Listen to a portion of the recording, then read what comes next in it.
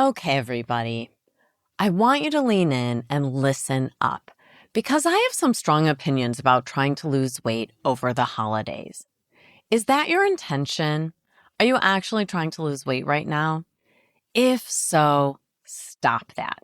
Seriously, why do we ask ourselves to do something that creates a lot of drama and unnecessary angst, like losing weight, between Thanksgiving and New Year's? This is the time of year that the average American is gaining weight. So how about we just take a chill pill? Maybe a better goal than losing weight involves finding a balance that allows you to maintain your weight and maintain your current healthy habits without actively trying to lose more weight this time of year. It's just a month, people. You can work on weight loss in 2025, but cut yourself some slack this month. I'm inviting you to dial down the pressure, dial down the critical self-talk, and think about how to get through this time of year without gaining weight. It's not a sexy proposition, right? I know that maintenance sounds boring, but hear me out. After over a decade helping people with weight loss, I've developed some pretty strong opinions about this, as you can tell, because I've seen what unnecessary weight drama does to people.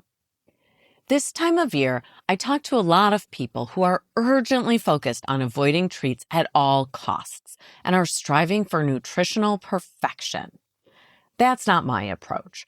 I don't mind if you want to eat beautiful, nutrient-dense foods, but restricting treats at a time of year when we're surrounded by them seems draconian to me. It's unnecessary.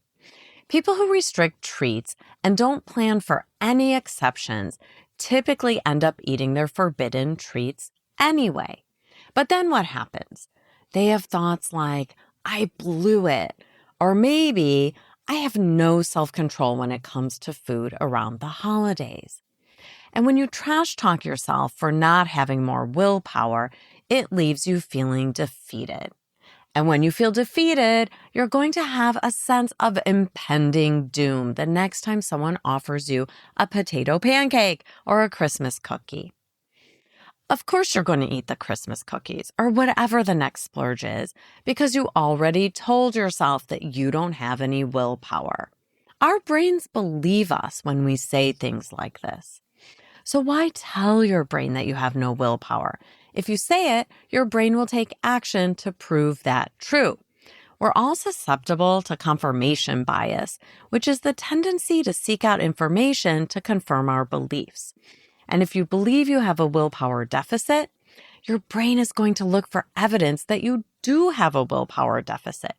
And you'll unconsciously try to prove that true with your actions. So stop saying that to yourself. And also stop trying to use willpower as a weight loss tool. People trying to manage their weight the smart way rarely tap into willpower. We know that willpower is a limited resource, and relying on it just sets us up for frustration and disappointment. I'm not saying that you should let it be a free-for-all over the holidays. In fact, quite the opposite. I'm just inviting you to tap into the executive functioning part of your brain. That part of our brain behind the forehead called the prefrontal cortex. This is the smart thinking part of our brain that will help us if we decide to plan our treats in advance during the holiday season. If you make a reasonable plan and put in some effort to follow that plan, it shouldn't be too hard to maintain your weight. A lot of women make desserts forbidden, and then they double down this time of year. And by the way, if you're not a sweets person and you don't like dessert, just fill in whatever it is for you that you find tempting and that you tend to resist. When we resist certain foods or drinks, that kind of toxic diet culture mindset will typically lead to ruminating thoughts about the specific treats that we made forbidden. Our cravings and desires for the forbidden foods will go up, until finally we get so uncomfortable about the food noise and boom, we eat the very thing we've been trying to avoid. And usually we're not just eating a little bite or two, and we're not talking about broccoli. right? When we finally ruminate enough and throw up our hands in defeat, we typically eat all of it, whatever that means. It's a trip to the food carnival. But when we stop dieting and stop making certain foods forbidden, our food noise calms down. And that is fantastic news because I'm going to explain how to allow and navigate your holiday splurges in 5 steps. Step number 1, do a treat audit and make a plan that honors your starting point. If we're going to audit our treats, you might want me to offer you a definition of what counts as a treat, but I really can't do that because it all depends on your starting point.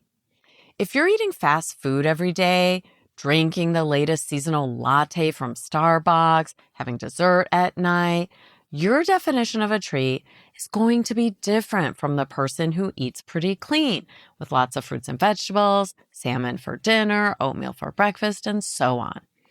The second person might consider a slice of buttered bread with dinner to be her treat, or a once-a-month dessert, whereas the first person I described might consider bread with butter to just be a regular part of her evening meal, and she always has dessert.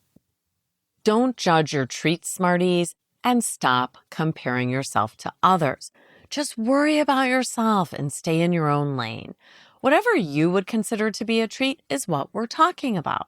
But also be honest with yourself during your treat audit. If you have a donut or cookies every day from the conference room at work, you'll count that during your treat audit, along with whatever other treats you have during the course of your day. To borrow an old Weight Watchers expression, if you bite it, write it for your treat audit, just so you can be realistic about your baseline. When you do your treat audit, we're just trying to get a sense of where you're at. Let's say you have 2 treats a day on average. Fine. No shade for that. It's just a number. Write it down and let's move on to step number 2, which is look at your calendar and check out any upcoming events or special occasions, and then consider when you're likely to specifically want to have a treat. For example, let's say you're having a work party and people will bring in desserts. You may want to have a treat at that party. So write that down and give a little more thought to what you expect your desired treat might be. Maybe every year your office mate brings in a plate of beautifully decorated holiday cookies that you love. Fine, plan to have that. 1 cookie is a treat. It's completely reasonable and you have room for that. But here's a caveat. Please just pick 1 treat per day maximum. If you're having your cookie at the office party, then you're not having dessert at dinner that night. That makes sense, right? We're going to train our brains to sit with the desire to have dessert after dinner without going for it because you already ate the cookie you planned earlier in the day. So step 1 is to do a treat audit, and step 2 is to identify upcoming events that you want to plan for on your calendar because we're going to pre-commit to 1 reasonable treat at those events. Which brings us to step 3. Identify a frequency of treats that's a little aspirational, but entirely within your reach. An example might be a person who has dessert every night, meaning 7 times per week. She might decide to have dessert only for special occasions plus weekends, but not more than 4 total desserts in a week. That's cutting down from 7 desserts to 4 desserts per week, which feels both meaningful from a weight and health perspective and doable. So step 3 is really pre-committing to the total number of weekly treats, which should be some number less than your current status quo, but not overly restrictive. All we're trying to do is maintain our weight. We're not trying to lose, but we're also being mindful of creating a balance that helps us avoid gaining weight. What if you're only having a treat once a week already? Fine, just keep having that. Amazing. Let common sense be your guide. Listen, your prefrontal cortex is smart. It knows that you can't eat dessert every single night without gaining weight. But it also knows that never allowing dessert is going to leave you feeling deprived and resentful, which the research tells us will ultimately lead to you ruminating about your forbidden foods and overeating them in the future. If you've been listening to this podcast for a while, you know that I believe weight management has to be flexible. I don't mean we can be flexible about whether or not we go to the food carnival, but rather that we can swap one treat for another if that seems appropriate. For example, at an upcoming party, I'm planning to have either 1 or 2 glasses of wine. That's my planned treat. But I've also committed to a plan B. If I get there and decide not to have any alcohol, which might happen, I can swap that one out for a different treat, like a little dessert. Swapping is fine. What I don't want you to do is have both, because we're training our brains to honor the difference between planned splurges and impulsive splurges.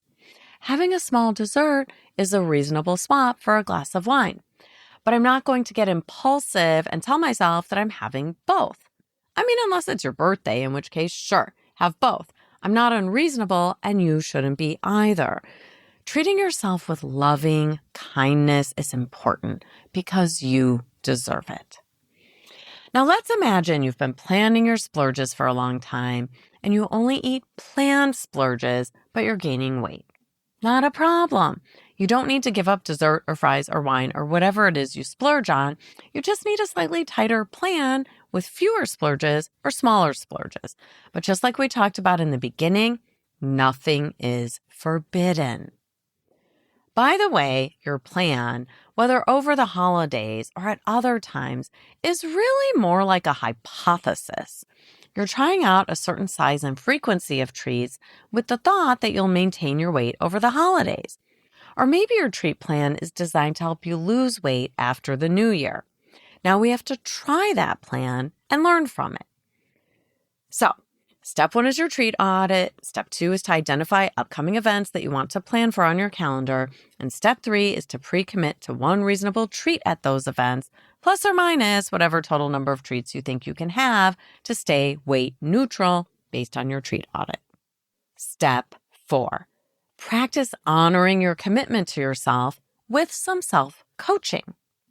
If my treat is going to be one reasonable dessert every weekend, plus an additional dessert at a party or event for a total of not more than 2 treats per week, what's my plan for handling my brain when it thinks I should have dessert on a random Wednesday just because we're out to dinner and my kids order dessert? That's what we're going to practice right now. We have to coach ourselves to help us honor our commitment. Here's how you do it. Acknowledge the desire and point out that you understand where it's coming from.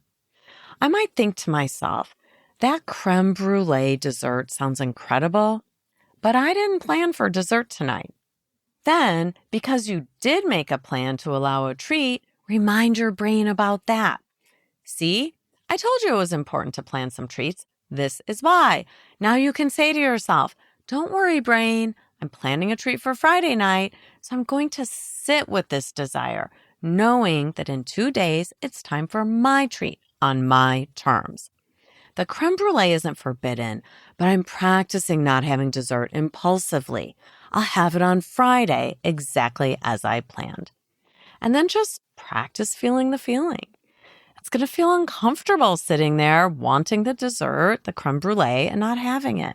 But that's okay. You've felt worse discomfort before, I'm sure. You might feel restless, you might feel distracted, but it's not hurting you, and you can sit with those unpleasant feelings. You're not resisting, you're allowing the feelings.